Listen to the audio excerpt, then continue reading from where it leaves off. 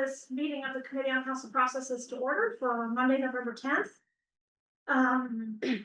And we'll just do a roll call of committee members. Councilmember Daley. Present. Okay, we'll hear that. We have no sound at the bottom right. The bottom right. Where are you seeing the volume? Down there in the blue bar. No, the volume. No, the last one. Yeah. Yeah, that's it. That's weird. That's something happened. Just click that little on that. X, yeah. Courtney, try it again. Present. Councilmember Zilli. Present. And I'm Councilmember Piedmont Smith. I'm joined by members of the City Council staff. One member of the public here. And we have the city clerk. So. Thank you all for being here. First to look at the agenda, are there any, the audio is now horrible. Uh-oh. So can you not understand what we're saying? Your microphone especially was very soft. I couldn't hear really well. But when you were speaking up, I was able to hear better. I wonder if you hit same as system. I think it's not supposed to be on the same system. Is this better? Can you hear us better? Hear us at all?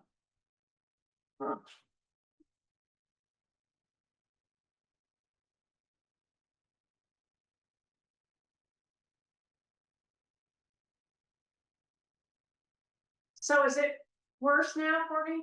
It's good? That's better to me. Great. Yes, it is better.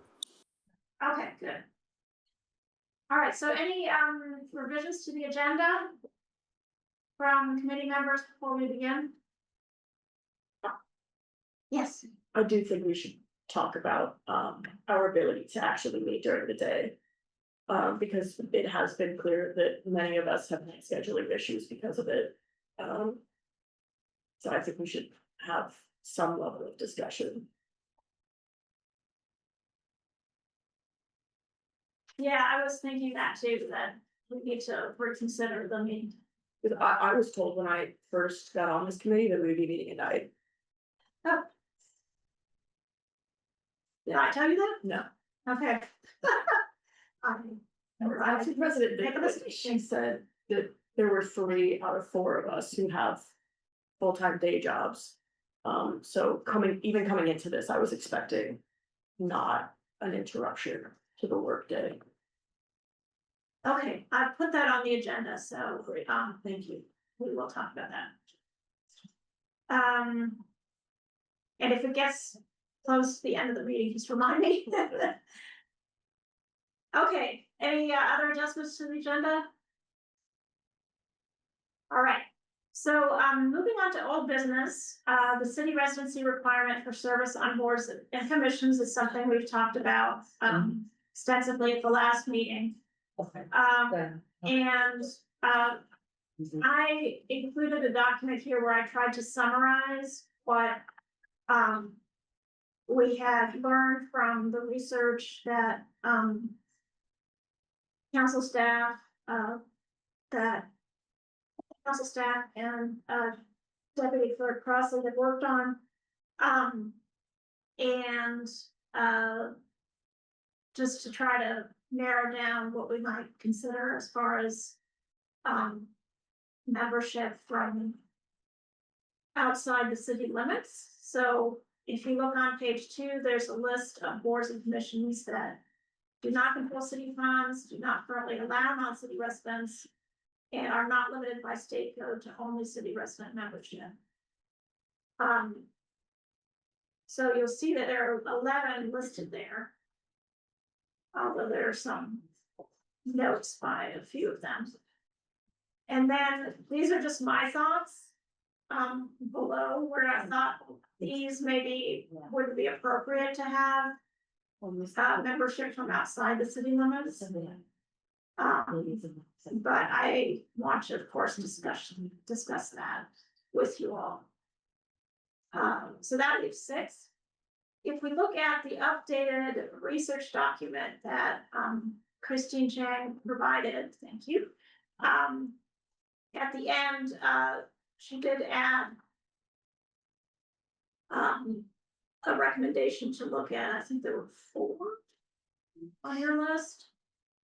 Yes, but actually, after we reviewed this last time when I met with Jennifer Clerk.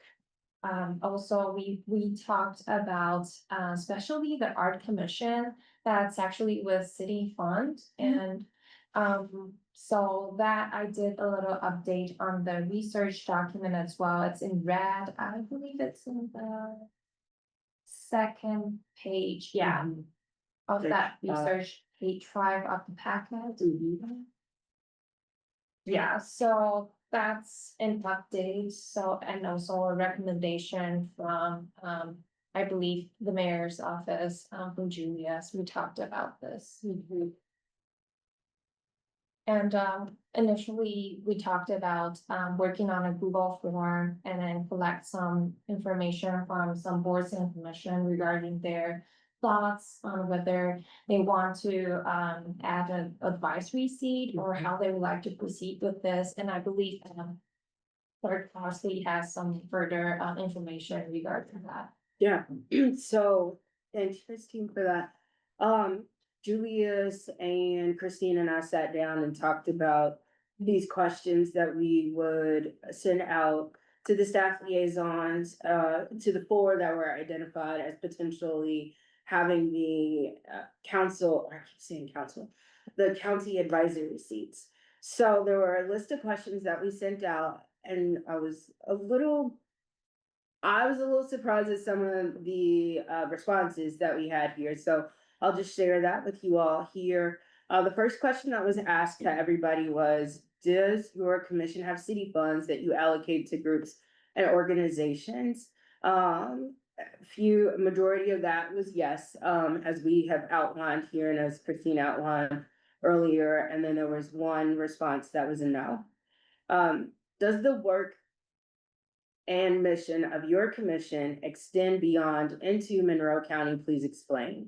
And so that one, we had questions that were, or answers that were varied. So we had some of the yes, some no. There, in particular, the tree commission basically said that their duties is for trees in the city of Bloomington, so they were very much on par.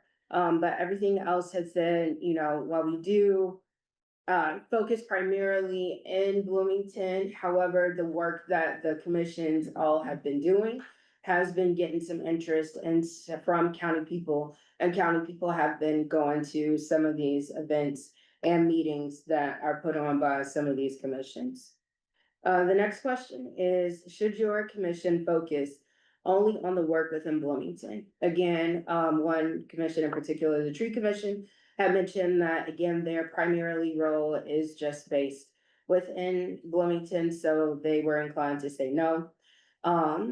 The other feedback that we received from this were similar, but basically explaining that yes, they are, like, the rules do say that they are supposed to be primarily focused in Bloomington. Again, they are starting to see some county feedback and some county interest from people. Should or could your commission benefit from having a county resident on an advisory seat? And I explained that the advisory seat would not have voting privileges and would only serve as an advisor to the commission. One said no, and the others said maybe, because it was a yes, no, or maybe. The next question would be, would you like for the Common Council's Committee on Council Processes to consider adding a county advisory seat to your commission?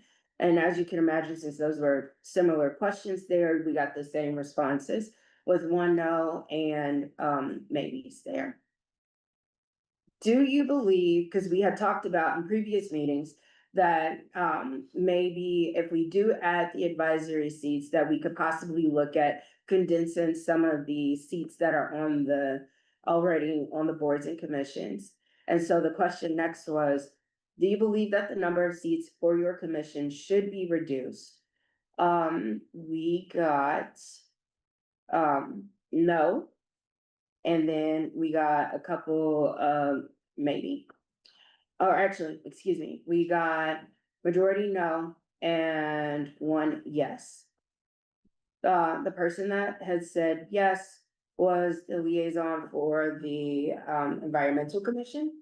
And their feedback was currently at 12, which I believe is one of the largest commissions in the city. I'm Sorry, not, which one was that? that was the environmental commission. Currently at 12, which I believe is one of the largest, this is not my words, but the words of the liaison. I believe is the largest commission in the city. I'm not sure how much should be reduced, but I have additional thoughts included in the next response. Because the next response was, is there any other feedback that you would find helpful that we could bring back to this particular committee? And here was that response. Considering a merge with BCOS may be beneficial. I think both commissions have turnover and quorum issues, as the sum of the commissions is 26 seats. Having these merged may allow for less turnover, quorum issues, and be able to discuss overlapping topics. So again, that was something that we had talked about a few months ago about, and that was also in the Novak report, to condense some of those, and the BCOS Commission on Sustainability and Environmental was talked about merging together. I know there's lots of thoughts there, but that's up to this committee, if you will, to handle that. But that was the feedback from that. So overall, the general consensus from this feedback related to adding county advisory seats is no, but maybe, which might not give us a lot to play around with here. But the idea is because there were questions of, if we did add county advisory seats, that there was this potential that we would just add more seats. And the intention that I think we all three, myself, Julius, and Christine had talked about is, the answer is no. We're not trying to add more seats because we of course don't want to add quorum issues to anything or anybody and affect that in any type of way. But taking a seat that's already vacant on a commission and flipping that seat to a commission or a county advisory seat. So that is the feedback that we have here. And that's it. Thank you so much. You did a lot of legwork. Yeah. So how many commissions responded or liaisons responded? There were 3 that were responding to us. Okay, which Mhm. commissions were they? It was, I think that's the 4 that we identified. yes. Except for CAS. Oh, okay, Mhm. so we're the tree commissioner. Tree, environmental, As well as, and arts. arts. Okay, gotcha.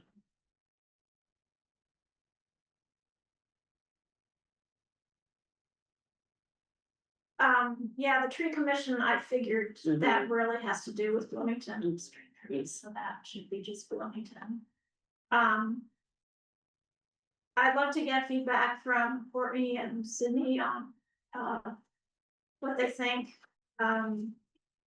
Both, should other commissions be considered for, having county members? And that's just shorthand, I know that city people live in the county, so.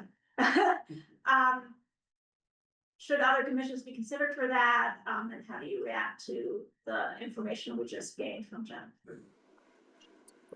Courtney? I'm just wondering, how would we feel about taking it directly to the commissions and letting them discuss individually and decide, vote among their members? Do they want this? Do they think it would be beneficial? And let them come back to us with their findings. to all the commissions or just certain ones? Just any of the ones that we're considering. And when you say we're considering, do you mean the four that staff pointed out, or the six that I pointed out, or some combination of? Yeah, I mean, I think if any that are not, well, I mean, what's the word I'm looking for? Sorry, it's been a day. Any that are not precluded, specifically from having any county residents. So I guess maybe the six that we're looking at.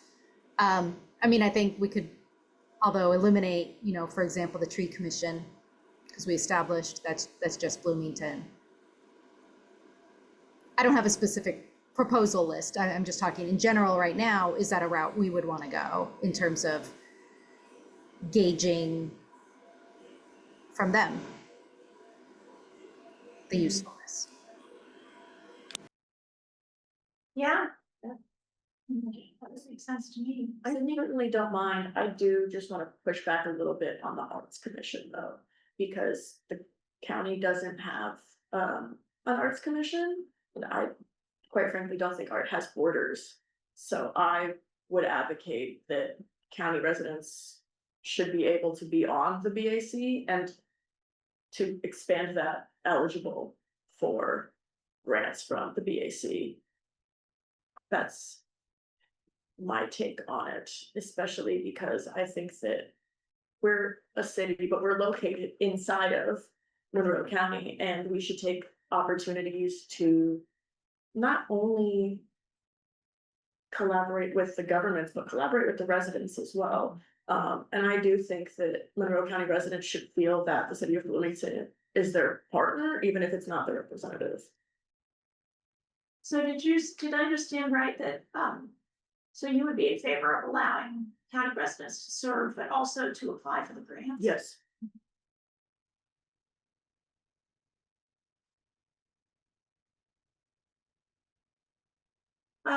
Well, if we could look at the list of six that, I mean, I don't even know if you all agree with my criteria. Do not control city funds, do not allow non-residents currently, not limited by state code. That gave us 11, and then I sorted out 5 of those for the reasons given in my document. What page are you looking at?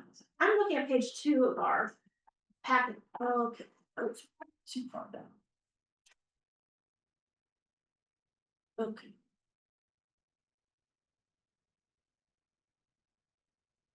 So I guess it would be helpful to hear from other committee members or other staff, clerk, office folks, if this is a logical list that I came up with, if the criteria makes sense.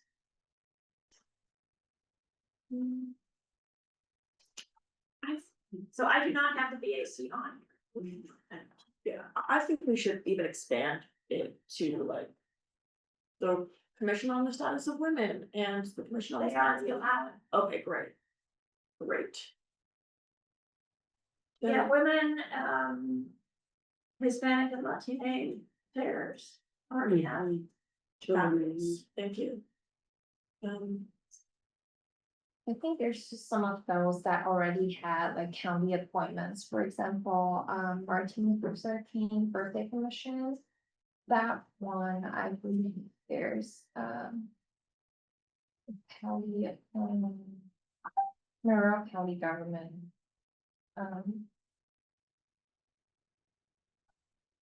Allowance for, I think I'm looking at the page 16 of our packet.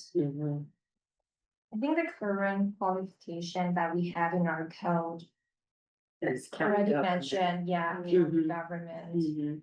But then it says must be city resident, so I interpret that as the county government can appoint somebody, but that person has to be a resident of the city.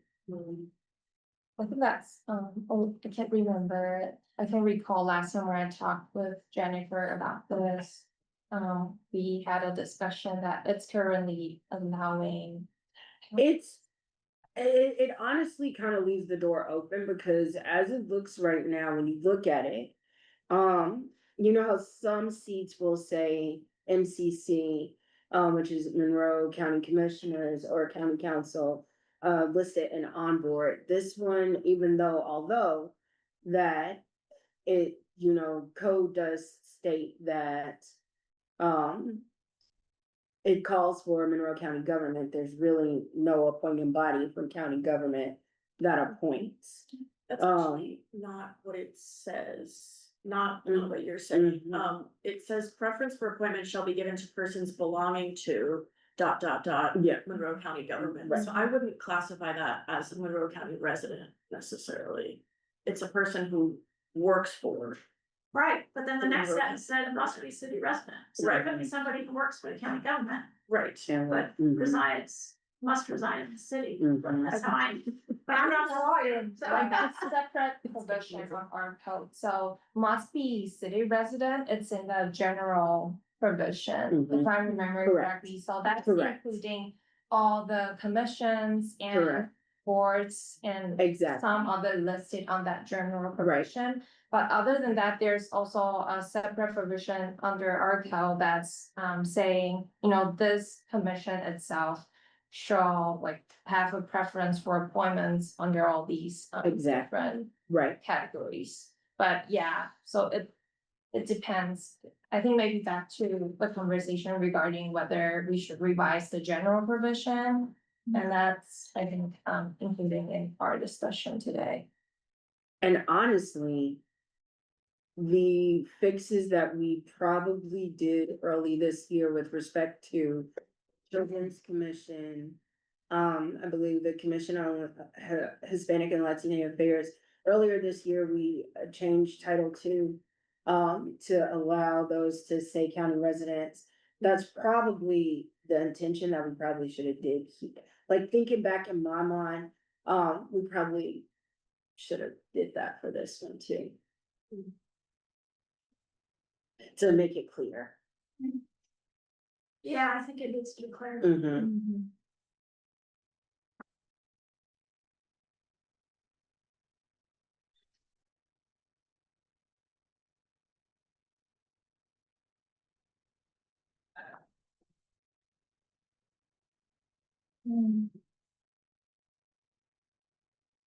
Okay, so then I had the Bloomington Digital Underground Advisory Committee. Now that, I could, I could understand an argument that said that should not have county residents, because that is an asset of the city. Mhm. And it's all located in city limits. But we might have somebody who lives outside city limits, for example, they want somebody from MCCSC on it, and they currently have somebody from the school district on it. But if that person happens to live in the county, then that would be a stumbling block, so. Which is what has happened with the Transportation Commission. The Transportation Commission had people from MCCSC apply because it calls for a seat, like a representative from MCCSC to be a part of it. But a couple of people have applied from the MCCSC, and unfortunately, due to the qualifications of the person having to live inside city limits, therefore they were disqualified. But there is a part in code that talks about how seats, like a person could be, they could live, I think this actually pertains to city employees, but you can be a part of that. You can be seated on that particular commission because of your job, by virtue of your job. So could that be something that could be like for, like you just mentioned, for Transportation Commission? You know, that could be something that could be, they could be seated in that position, they could still live outside in the county, but because they work in MCCSC and because we are looking for MCCSC's involvement, they shouldn't be penalized because they work in MCCSC, point blank period. Right. Could we add something to the code that just says like clarifies that it's to expand past city employees? Or does anyone have the legal interpretation that it already applies? You know, it's hard to tell. These provisions are spread out, Okay, they're like sprinkled throughout the code, insane. and, you know, I don't say that to be critical, it just happens, you know, over a period of time. so in your opinion, it would be beneficial to clarify in the code? If that's the intention, then yes. Thank you.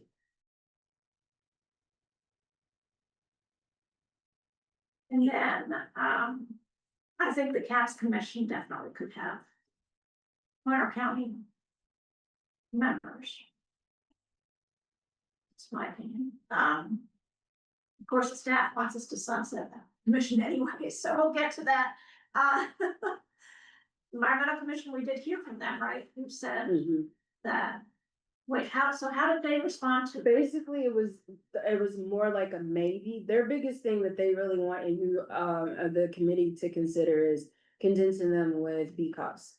But what they were saying in their feedback is, although they primarily function with, Bloomington, environmental, one of the lines that was said in their response back is, environmental issues knows no boundaries when it comes to things. So, they have an indirect impact on county, but a direct impact in city. The county does have an environmental commission, I think. It's not to mention, yeah, I think it's called it used to be the environmental commission and they renamed it to the resiliency commission, I believe. Yeah, if you look at their website, there is a resiliency committee that was formed recently. Okay.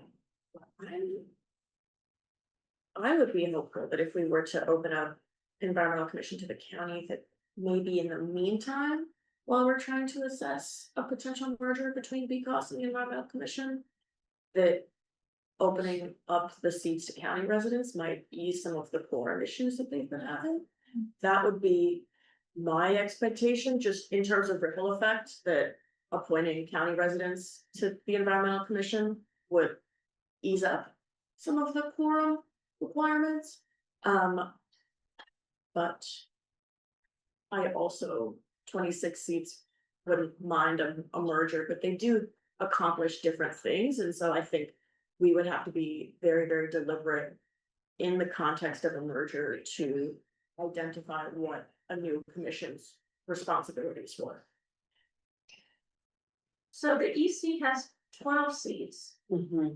So does that mean that BCOS has 14 seats? There's a lot. And, and also, in talking about the fusion board, there is a vacancy on BCOS that should have an appointment from the Monroe County Commissioners. I've contacted their office several times to see if there is anybody who has been appointed by the Board of Commissioners, and I still have heard no response. Well, see, not, I would not be surprised if they have 4 issues, if there's one seat that has never been filled.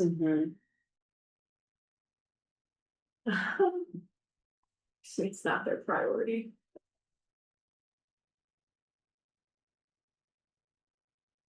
The last one I had that we haven't talked about yet is the Farmers Market Advisory Council, which I think it kind of lends itself to having county members, since I would think more people who live outside city limits participate as vendors.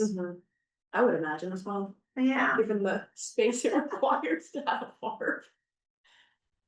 I would love UVO.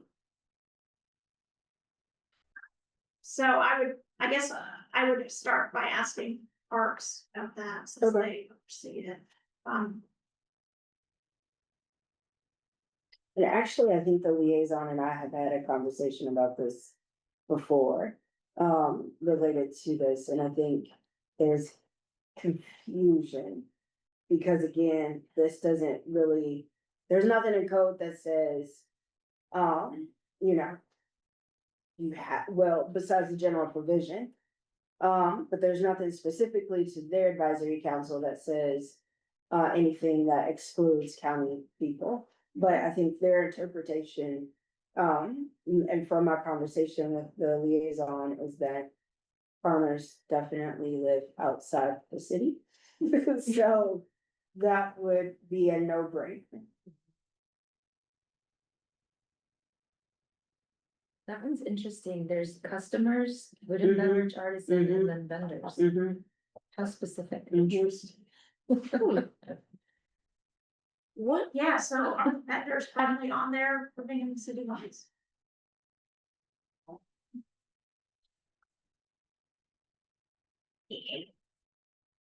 How does one prove they're a customer? there's also. Oh, sorry. There's a possibility that people own property outside of city limits, but live inside of city limits for their residency. Yeah, it's true.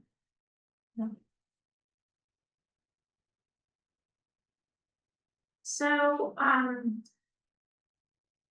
should we reach out to these 6 commissions?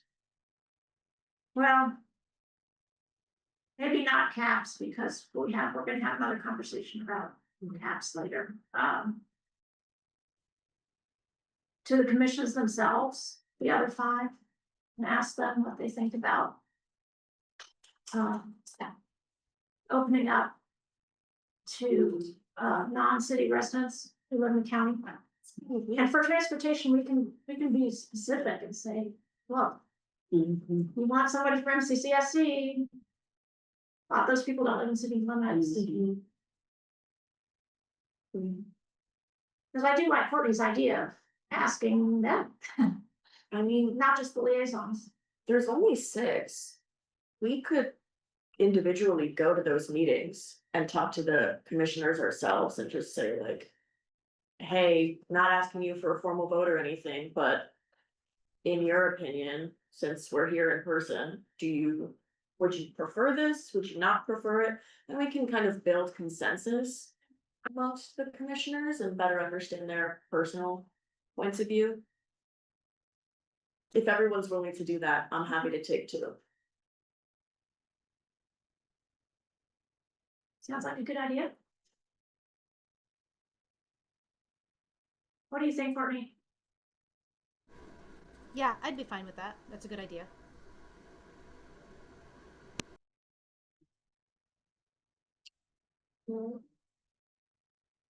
I will, if it's, I guess I'll write with everyone, I can create a spreadsheet and share it, with our council staff, just of the commissions that we're looking at, what dates and times that they meet, so that we can look at, our own schedules and divvy them up accordingly.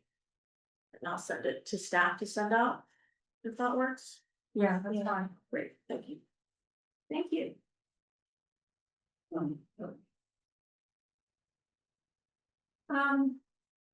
Chair Piedmont Smith, Yes. Julie Gracie. Oh, Julie, sorry. Here the mayor's administration's before any of this, I don't know if it would say, like, we're just like.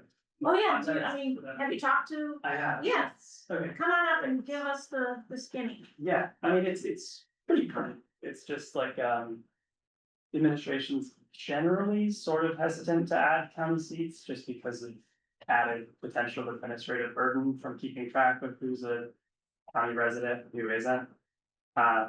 And after my conversation with Christine and Jennifer, I talked about the 4 that were outlined by staff. I don't know about the disconnect between the 6 and the 4.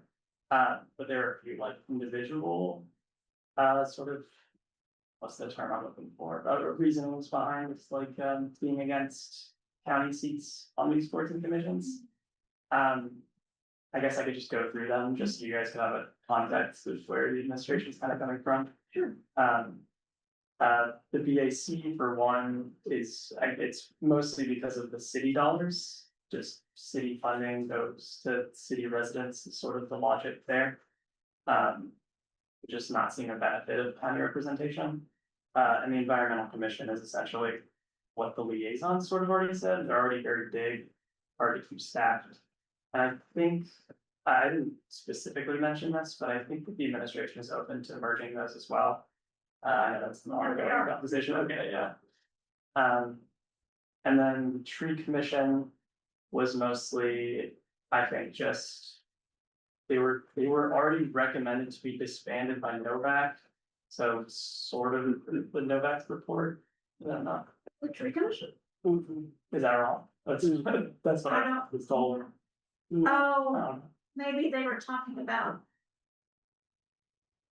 Novak misunderstood some things, maybe they were talking about merging it, they said it was all environmental stuff, so I don't remember.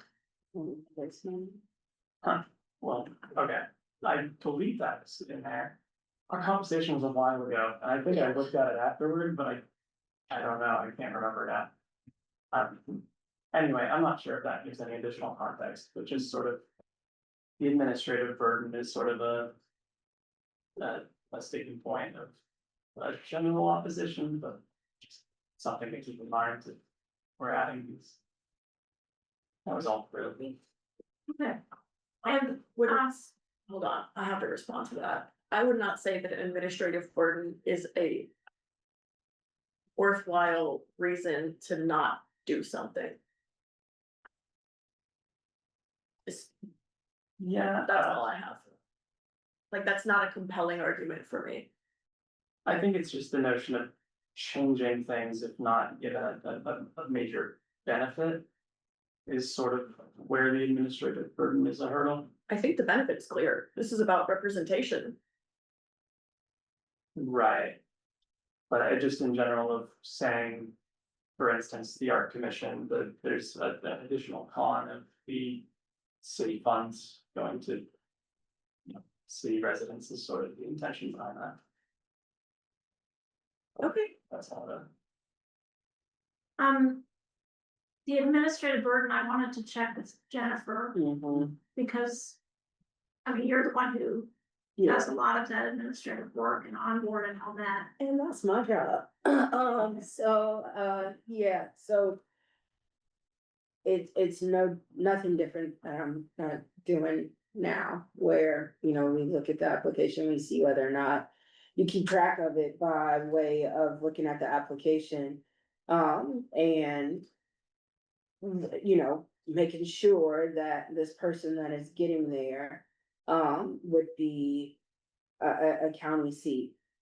Period, so like it wouldn't, that doesn't take long and that, again. I know this is a new position here, but I think that's my say. Where I would be able to look at that and see who would be, so it's not burdensome upon me because it's already what I'm doing. It's what I pre-do for all of the interview committees when it comes to making sure before they start to think about interviewing somebody, if they even qualify first and foremost. You know, to be seated on that before we get to that process. So that's, you know, that's something that I've been. In that case, who is the concern for the administrative burden referring to then, if not Jennifer? I mean, it's sort of just in general, I mean, it's sort of my position as well, I now have to consider, or I guess. It's not, if it were council seats, never mind, it would be Jennifer's seat. But it just sort of introduces, you know, inconsistencies as generally what it is, like having a. City resident based requirement. Is helpful. But we don't have that now. It's already not consistent. I suppose that's true, it's just the general anxiety towards it, but. Yes, I had a question, because I needed some clarification, you said it was your job as well. But I think Jennifer's job is different because she's supposed to be seeing all boards and commissions, all the appointments and the entire process. Is that a duplicated job that you also have? Because if so, that's maybe not what was intended. Oh, The no, job is sorry, I misspoke. Oh, okay, I was genuinely like, whoa, really? And No. if that's the case, then I wanna shut this down. No, Yeah, okay, honestly, I got really excited. sorry. I didn't make it recently. And one other aspect is, I think the liaison mentioned it in Jennifer's survey. But a reduction to the environmental commission, I think they would also be in favor of reducing those seats. And there are some others, commissions that have a lot of seats. I know that, if you're just interested in hearing them, the CDBG has, I think, 18 mayoral seats to fill. Which is kind of a lot. So while you're looking at things, that's something to look at as far as 22. it's 22. Mm-hmm. Yeah, more than I thought. Mhm. That's kind of a lot as well. Not to belabor the question, but wasn't there going to be an integration into the onboard and the application of like a My Bloomington sort of a thing? Yeah, that's So a conversation that IT, yes. Yes and no? Yes, it should, because I know the deputy mayor made it very clear, when we last spoke, I wanna say early in the fall. When it came down to making the changes in onboard, cause the people haven't seen, onboard is changing. Mhm. But one of the biggest things, I think, as to why this conversation has opened up to begin with county seats is making sure that we eliminate the mistake before the mistake even happens by having that integration of my Bloomington be integrated in the application process. And that will, you put in your address and it will tell you if you're in Exactly. or out of city limits, so that administrative burden could be. Exactly, that's eliminated, Nice. which we're now waiting on IT for their next round of onboard updates to ensure that that gets in, so that, again, that eliminates the burden Yeah. with air quotes, with, taking that away from people. Thank you. Mhm. Okay, so let's go to public comment. Is there any public comment on the city residency requirement for boards and commissions? Well, just very briefly, thank you, very briefly, briefly. I think I would also share any administrative concerns. Do you want to come up? No, as long as you can hear me, I don't need. Or can you hear? No, I'm happy where I am, really. She said she was. Oh, it's okay, I'm just trying to be short, I'm just trying to take up space. Very briefly, hello, everyone, it's good to see you. I understand administrative concerns, rightfully, I say, particularly cost burden for anything these days, given what's faced by all local governments now and in the future, but that's real, and all of you have amen, forever. I think you're on to something here, and I think importantly, you're in the sort of frontier. And I'm thinking now specifically what's on the table thus far in the meetings, by the way. I think you're on the frontiers of what will make local government more effective over time. This is one element of it, but it's this collaborative look at membership of boards and commissions is one part of this. And I think the learning is very important. I would say the one thing that occurs to me only relating to this topic is, as membership may adjust somewhat on the cross jurisdictional measures, you then suggest who's in the room for these boards and commissions, or who should be in the boards and who should be in the room. That, I would say briefly again, lastly, goes back to the limitations and flaws in the original framing of the NOMAD report, which did not talk beyond maybe how many they should be, boards and commissions, what are they for, and relating their participation and citizenship. So I think you're at the cusp of many things here, and I think as you think about the membership side, it goes back to what's already on your agenda as you think about whether this is only part of the Rosenberg's as opposed to Robert's rules or any such thing. Think about how is this done well on the ground, in effect, by the boards and commissions themselves? And if you're changing membership, you add some questions in the equation of how to make it all work. That's part of that. Thank you. Thank you. Any This is a other? much more comfortable chair. Can I just back this away? Send this gal down. Sure.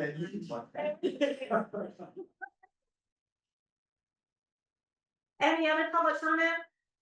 There's a. Christopher? Mr. Angie. Isabel, hi. Good afternoon. I just wanted to take a look at the administrative aspect of this just a little bit. I think we want to make sure it's a privilege to be like a resident of the city. And going back to the Novak report, I just want to say that we have to have the lens of making boards and commissions much easier as far as filling positions and getting the feedback. So overall, we're sort of looking this kind of with a scalpel and not with a overview of how we're sort of looking at them. So allowing county residents in is, I think is great, especially if you can do that with the county government and having the county fill in those positions. Then it feels like a real community government, which I think should be the goal in a lot of these that kind of transcend boundaries, which some of them make it much easier to do that than others, like the status of women and children, etc. But if we're going to do that for all these sort of different ones and adding the county component, it becomes, I think, a little bit difficult. But just to take that in mind, that I'm hoping that the council processes moves the board and commission to something much more manageable and easier for both the council and the mayor's office to get input. Because if you're not getting input from these boards and commissions, what are we getting? We're looking at a facade of public engagement, not real public engagement. And ultimately, at the end of the day, I want public engagement with our elected officials in these boards and commissions. So I just want to pipe in on that. Thank you for your work today. Great meeting. And I am having a little audio difficulty. It's a little bit muffled. Is it live or Memorex? It sounds very like a phone booth. So anyway, I can hear a council member Daly very well, by the way.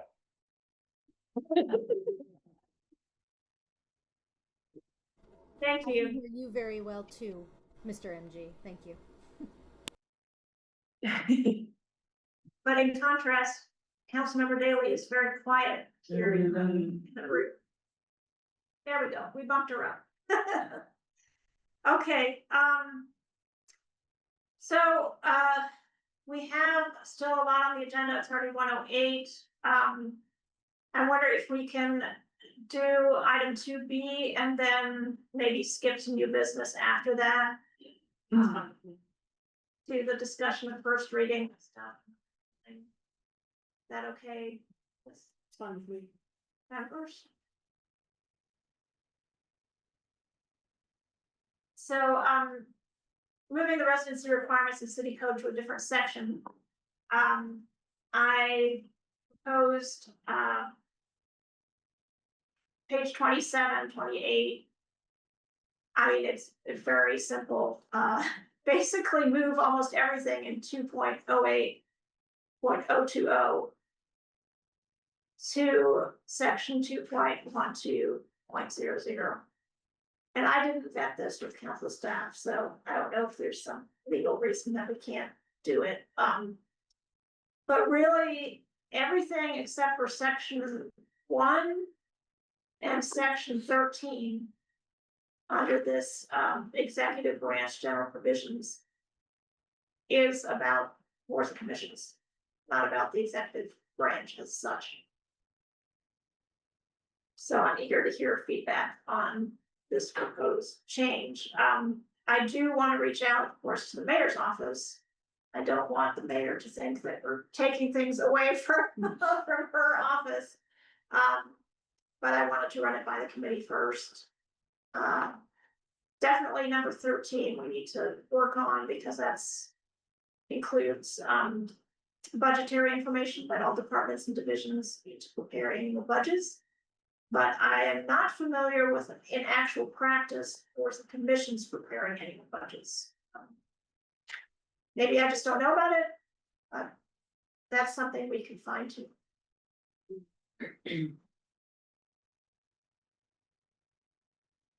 Yeah, the only board and commission that I could think of is the CIB, but that's not necessarily what we're talking about.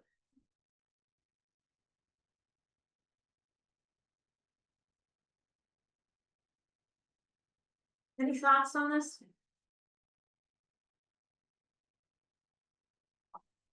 I guess functionally, like what is the effect that this is meant to have, or is it just shortening?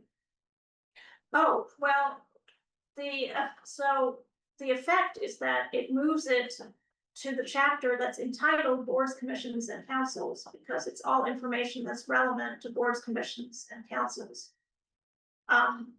Councils is kind of a weird thing. I mean, it's the common council. I think maybe we have one resident advisory body that's a, so.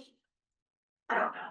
That's a weird thing, but I wasn't suggesting to change that. I just want to put those general provisions at the start of the section where most of our boards and commissions are described. That was the point. Fine with me. Yeah, I perceived this as just a general cleanup. I didn't have any objections to it. It seemed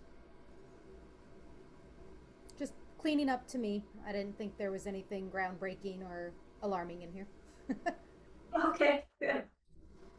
And Lisa, from a legal perspective, do you think this?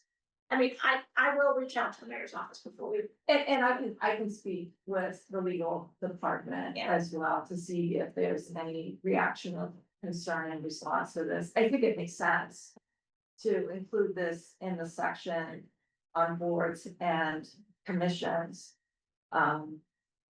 It may make it more, make the public more aware of these requirements too. Unless you know to look in the executive branch, you wouldn't necessarily know that all of these residence requirements exist. Yeah, and it's not just residency. I mean, it's selection of officers, quorum, majority vote, Yeah. vacancies. Yeah.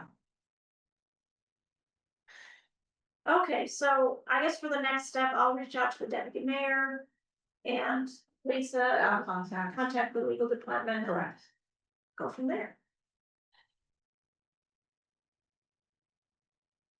Okay, next, as I mentioned, I think I would like to postpone discussion of legislation first reading because we have some new business that we wanted to get to. Is that, Courtney, is that okay with you? Okay. All right, so let's go. I do want to do the first reading stuff, but we can do it next month. And it's a priority for staff too, because it's an area that I think would benefit from greater clarity and having the ability to have some discussion, et cetera, at first reading, I think would be beneficial for staff too. Well, then let's segue to the updates from. Sure. I view this as an opportunity really to start a conversation about greater efficiency, some steps that we could take on a staff level that would enhance the productivity and efficiency. Largely, this is driven at this point by recent changes in state law and federal law that will be occurring going forward. The state law changes took effect fairly recently regarding live transmission of meetings, archived copies, changes to notice requirements. You may or may not be aware of the specifics of that, but all those steps add to the 2-page list of steps that staff go through in supporting and organizing the public meetings. That there was a 2-page document that, just for your awareness, that was in a packet a couple of meetings ago for that purpose. And of course, the staff monitored compliance with all those various steps. The new federal accessibility laws will take effect in April of 2026. We are allocating significant staff time to those issues now, as are other city departments. We spend some portion of time almost every day in updating our website, working on documents, communicating with other city departments such as ITS. ITS and the city have contracted with an accessibility consultant who will be and has been advising the city with respect to policies. I'm told that there will be a recommendation from the city consultant this month with respect to, policies that the city, would consider going forward. So I don't have anything specific to report with respect to that, other than, council's office and the city are working, to meet that deadline. So all of this involves changes for staff, and ultimately these will trickle down to council members as well as time progresses. I view this as an opportunity to reconsider and improve different aspects of the office's operations. As I mentioned in my budget presentation to council, these new legal changes require more staff time in preparing and supporting meetings. So we are interested in finding ways to decrease staff time on meeting support and preparation, so that we can increase time in our other tasks, such as legislation preparation and review, revamping Title 15 work, which is ongoing now as well. So as a group, we came up with some suggestions that you'll see in the document in the packet. One suggestion is to reconsider council's committees. You had mentioned CAPS, Councilmember Piedmont Smith. It struggled to meet quorum requirements, and it in the past has required a significant amount of staff time. This would be potentially one committee to be reconsidered. Currently, there's a fiscal committee and a budget task force. Is there any opportunity to combine those two entities into one? Is that more efficient, both for council members and for staff? Decreasing the duration of council meetings as well as committee meetings potentially. We've been researching and have researched the use of a consent agenda to potentially make meetings more efficient, using a consent agenda to adopt minutes, appointments to boards and commissions, certain first readings, and there may be opportunities to use the consent agenda in other areas too. First readings, if there's discussion and the opportunity for council members to ask questions during first readings, maybe that makes the second readings and the adoption process perhaps more efficient. Changes in the order of business going forward.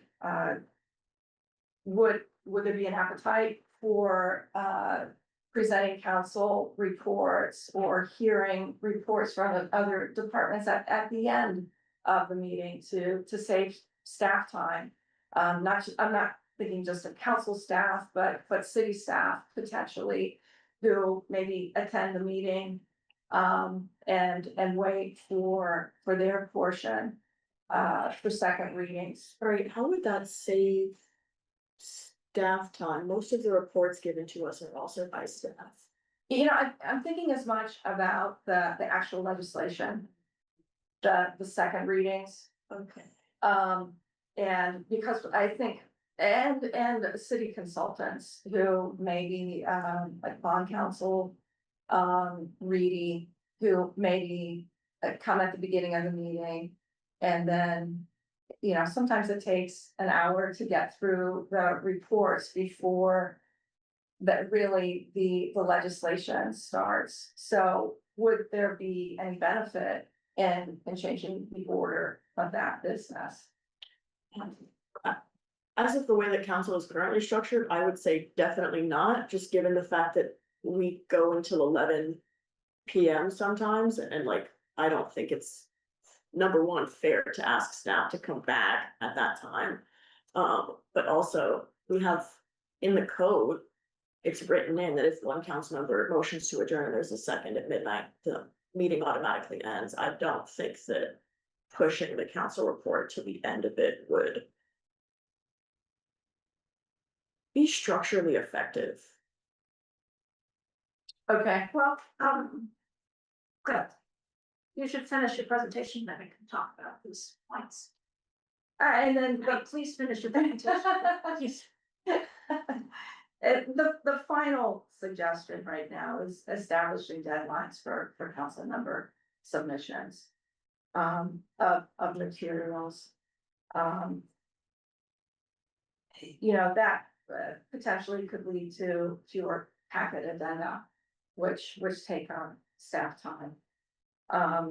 Currently, the city departments have a deadline before the meeting, which has worked really well for our office in reviewing and processing materials.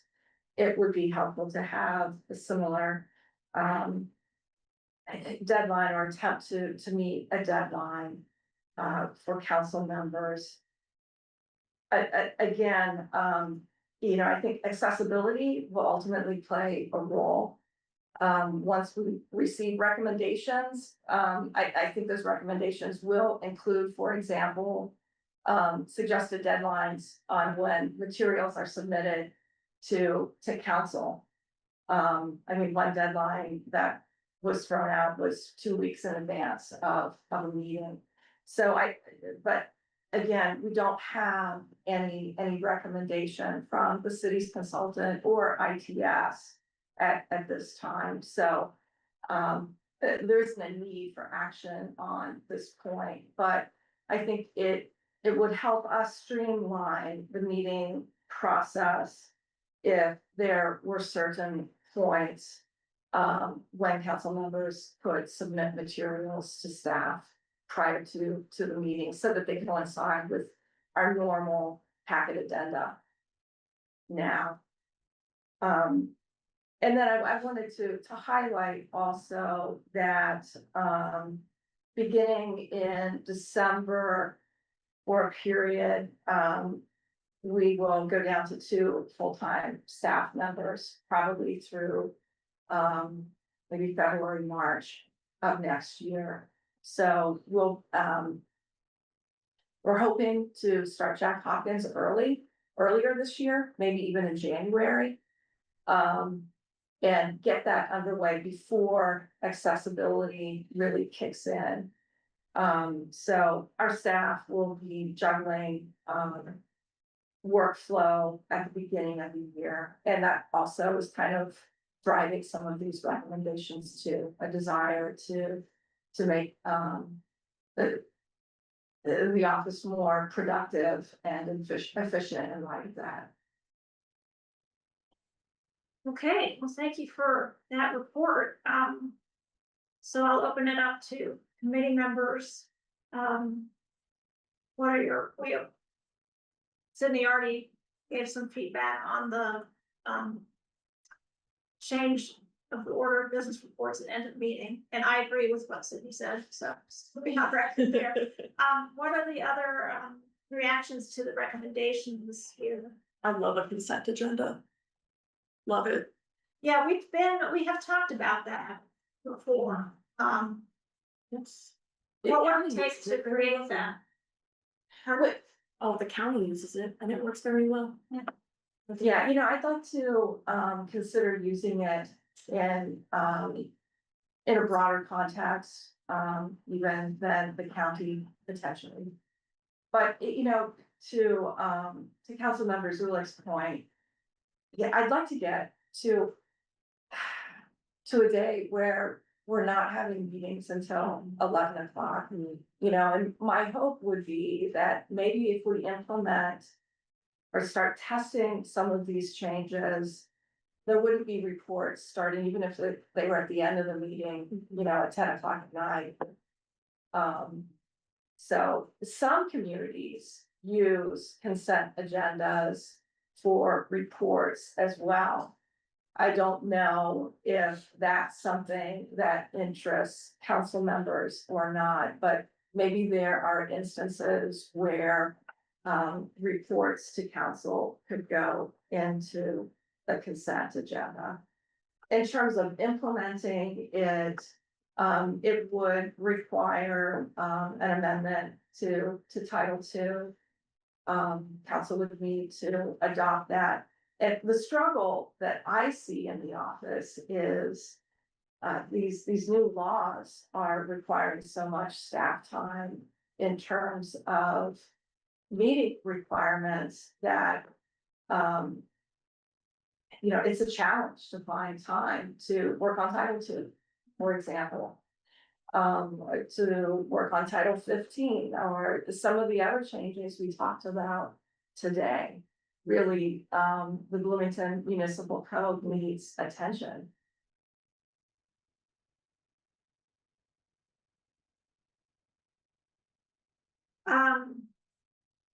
Are there other legal concerns, like when you say that, staff has a full plate already and it's gonna be down a staff member for a period? I mean, I can write an ordinance, I mean, I would just, like, if we move ahead with consent agenda or, discussion at first reading. I'm just wondering how much work that necessarily has to be for council staff. Because it could be, one of us drafts something, committee approves it, it goes forward. Or do you have legal concerns? Right now, we're talking about consent agenda. I mean, are there legal concerns? If we just change our code and say there's a consent agenda? I mean, I would be happy to do the extra research to see how other cities have done it in their local. And we've done that. I think the next step would be presenting some options to the committee for your consideration, because there are like different. You can do this a little bit, or you can like open the door and broadly write the code so that several different things are permitted on the consent agenda. And just because that appears in the code, it doesn't mean that the consent agenda has to be used in every instance.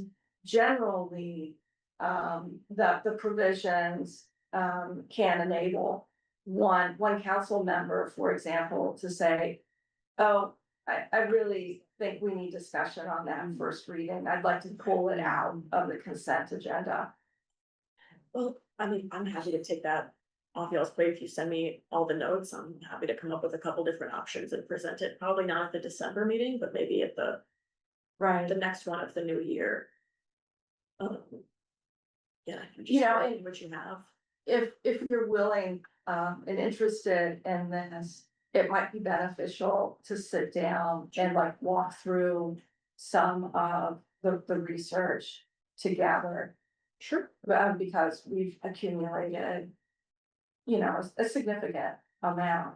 Sure. So there are different decisions that you can make as to what seems sensible under the circumstances. Okay, I will send you an email to set up a time to do that. Great, thank you, Sydney. Yep. So back to the, you have an eye on the time. Reconsider certain council committees. I do think the fiscal committee and the budget task force, like I was on the fiscal committee. I know Sydney was on the budget task force, but almost every meeting we were like, wait, is that something the budget task force does, or is that something we're supposed to do? Right. So I would be in favor of merging those. I'm not even sure if the budget task force was maybe just intended as a 1 year. I mean, they're both not in code, so. Yeah, I didn't get to go to very many meetings, just by the nature of how quickly they were meeting.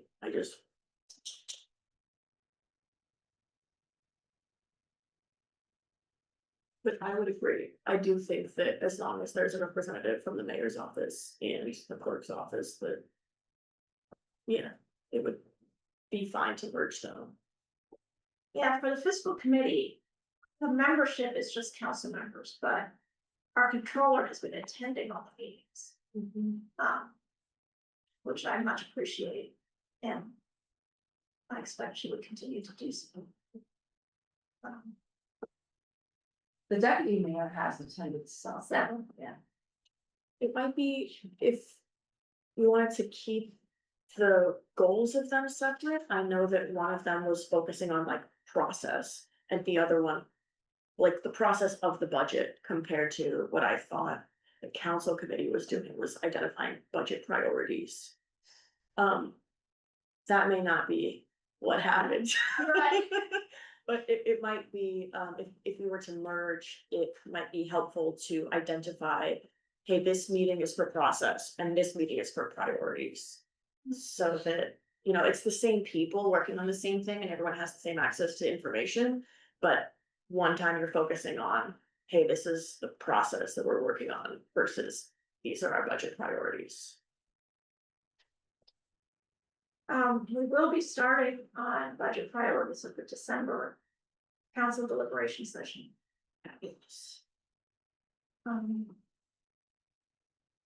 Courtney, what are your thoughts, given the staff recommendations?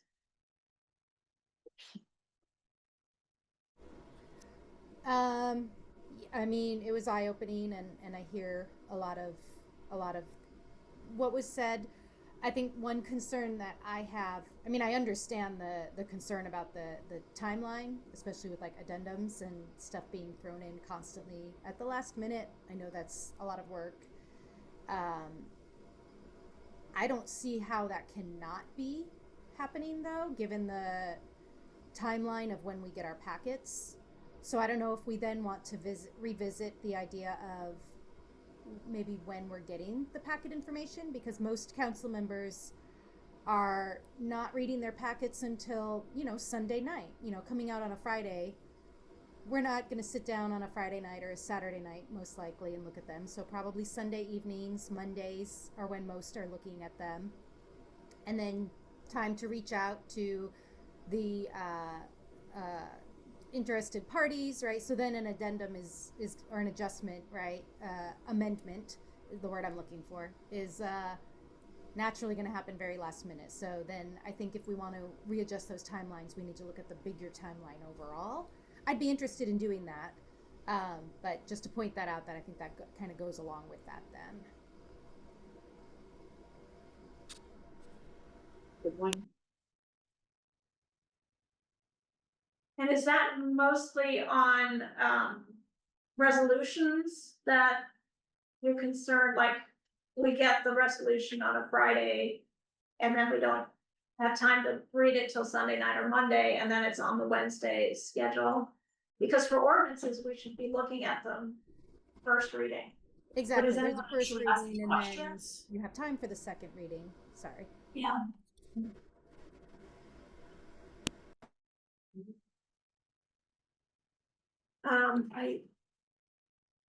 I think one of the things that takes up a lot of time at meetings is there are maybe questions asked that could have been answered prior to the presentation. And so I think it would be helpful if we came up with a way and expectation for council members that it's like, hey, you should be only asking questions on this that sparked during the presentation, where you were presented with a piece of information that was not in the reading.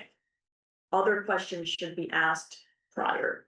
I think that would save a lot of time if we could do something similar to the budget process, where we're submitting questions for the person. I recognize that takes up a lot of time administratively during the day, perhaps. But we could also just be, the expectation could be, hey, email the person at the bottom for the contact, ask your questions. Because that really is what takes up an exorbitant amount of time, not to mention there are multiple examples I can think of where questions have been asked where the person presenting could not give an answer because it would either required a lot of numbers or just they didn't have access to the information. So giving an opportunity to ask questions in advance, I think would reduce meeting time and also give the presenters more of a clear expectation on what questions they're going to be asked and be able to better prepare for the line of questioning the councils will go down. But Oh, sorry. sorry, I just want to say that, those are not public. So if I ask questions, and I do often ask questions beforehand because I want the presenter to be ready to answer them at the meeting, or so they often answer them beforehand, but then, and I ask them even if I've already gotten the answer, because I want the public to understand why I'm gonna vote a certain way. If they don't have that information, then they don't understand the issue. So if there's some way we could make those Q&As, those email exchanges public, then that would help. And I do see we have about 10 minutes left of this meeting, 9 minutes. Yes. Clerk Gold. To maybe kind of build on both of those issues, have you considered including the questions the council members have and the responses in the packet that's released? Similar to what you do with the budget hearings, where you actually accumulate all the questions asked related to legislation and the answers and put them out. Post them online. You do something similar during the budget hearing, and since you got the first reading, that would be the ideal time to like throw out a whole bunch of questions, get them answered, and publish those in the packet. That would satisfy the concern about getting questions asked early, and also satisfy your concern about making sure the public is aware of what questions you have. And then you guys also have other mechanisms for informing the public about why you vote somewhere, and it doesn't have to be during the meeting, it could be afterward. Some of you have Substacks, some of you have social media, so you could use all the tools at your disposal rather than just relying on that one. And something else to consider there. Yeah, thank you. I think we should go to public comment next. I'm sorry that it looks like we're not going to get to the code of conduct. Deputy Clerk Crossley, I'm sorry. I know you've been working hard. It's done, so I'm good. Yeah. So, let's go to open public comment. Any member want to comment on general concerns of this committee? I see a hand raised on Zoom. Is this process question, so the second public comment and the third and final? It's the final one. Fine, We're almost at our time. yeah, I thought so, I would. So- Good, Yes, good afternoon, everyone. Can you hear me? yes. So, in regards to using all tools at your disposal, in regards to, transparency, timely transparency, I would recommend that not only do you include all materials in the packet, but also you explore the option of using like a Google Doc or something that's available in viewer mode, read-only mode to the public, and that all council members could interact with, so that in advance of the meeting, there would be an understanding of what discussion had occurred before the meeting in a transparent and in an open fashion. So that would also be helpful. I think explaining your votes afterwards, there might be a time and a place for doing that, but I think it's going to be helpful for the public to understand and come to the table with the same information that, at least to the extent it's possible, that the council members do. So that would be my suggestion, is to explore the use of, since you already have a Google Enterprise account, you could use a Google Doc or something, and then provide that to the public in advance. Thank you. Thank you. Any other public comment? Yes. Three Roll on. very quick things, although again, first, let me expand, this is off sideways a little bit, and I'll expand what I may understand as your concern with council processes just for a minute. This has to do with the movement of the council offices. And I offered this just as a one citizen feedback.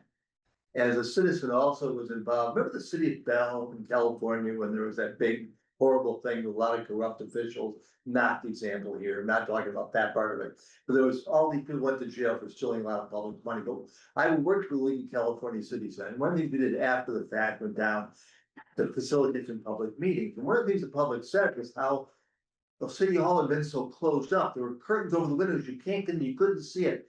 I was sadly reminded of that when I came looking for the council the other day. And I was out, my wife was on vacation for a month, and I've been up on everything, so I just went, I didn't, through the proper channel, looking at the council. And I know you're downstairs, and I got, the information I got from the person at the desk, and I'm paraphrasing horribly, was in effect, they're down, he couldn't explain exactly where this was, but it was kind of down that way. And because council members don't come in much anyway, or something like that, so the messaging was horrible, that was not true. But the messaging from just a random member of the public, then I went looking for it, I didn't even see it where it was, I walked all over and back looking for the damn thing, excuse me. And so, and it made me different now, this was a couple of weeks ago. So I would say, but this is a real story, I'm not making stuff up, I mean, and I wouldn't raise it because I'm deeply concerned personally about your work. I'm just saying, I like the council and I like the council to be seen for its importance. And it felt hidden and diminished. I'm not saying it's real, that's all that matters. It's information, I'm not, don't take it for more than it is, one person, media feedback. Second, boards and commissions related, and back to the NOVAC, and back to the work for the report itself, and back to everything underway to carry out yada yada from the NOVAC and forward. I've been interested, now you can answer this now. I've never quite understood the impacts of the work, some of the steps that have been made, some of the relationships with council members, particular committees, that thing that's done. I don't know what the impacts have been, really, and you may know this, I'm just saying, I'd love to know. Not that I probably couldn't talk to somebody to find out, but it's interesting to me, okay, with some of what's been done, what has it meant? What have you learned? What has the council learned? How is the input, perhaps in some way, shape, or form, by the committees, commissions, and boards to council processes been impacted or should be impacted? And that touches on just about almost my final thing, relates to what made me think about don't tell me, Roberts versus Rosenberg's rule of order question. And I do sit on one of these boards and commissions, by the way, I mean, that's not relevant directly, but. We only have a couple minutes. Okay, I know, I'm trying to finish. Yeah. So I'm just saying, I'm curious about the skills, preparation for the liaisons and the chairs, about best processes and ways to run meetings and such. I will just say it's not optimal. Lastly, I swear, the Monroe, I mentioned this as an informational piece for you. Monroe County Health Equity Council, which I'm not going to talk about now. You may or may not know what it is, and I put that right now on it. It's interesting. And there's a small grant from the Community Engaged Alliance, which is going to support some of the work that's going to happen through a O'Neill School capstone in service to the McKeck as a client. And I happen to write, I mentioned this as I co-leading the capstone, and I wrote the proposal to CEA, so I'm connected to it. And we'll be coming during that capstone in the spring, but students will be wanting to speak with some council members probably, as well as county. We already have good letters of support for the proposal, came in from the Board of Health, from United Way out there, community was good. Really. So I'm done. Fantastic. I'm done, no, it's fine, I'm done. That's all, you have every right to do that, and I agree with you. Thank you. Yeah. So no other hands raised on Zoom, right? Yep. Scheduling the next meeting, I think it was probably, Courtney? We do.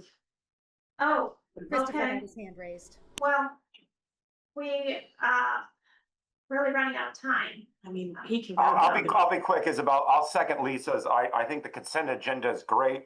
And if we can get very administrative UDO changes that are typos, not having Jackie Scanlon present, I think would streamline the council and make them shorter meetings. I know the county council has a consent agenda, not that their meetings are shorter, but anyway, I think that'd be a step in the right direction. Thank you for your time. Okay, so, in order to try to avoid a meeting during the day for December, did we already have one on the books, probably? I think we do, yeah. I think I will, send out, a scheduling poll to clerk and clerk's office and committee members and council staff. So we can try to get that to be after 5 p.m. because it does seem that's become very difficult. So that's it. Thank you.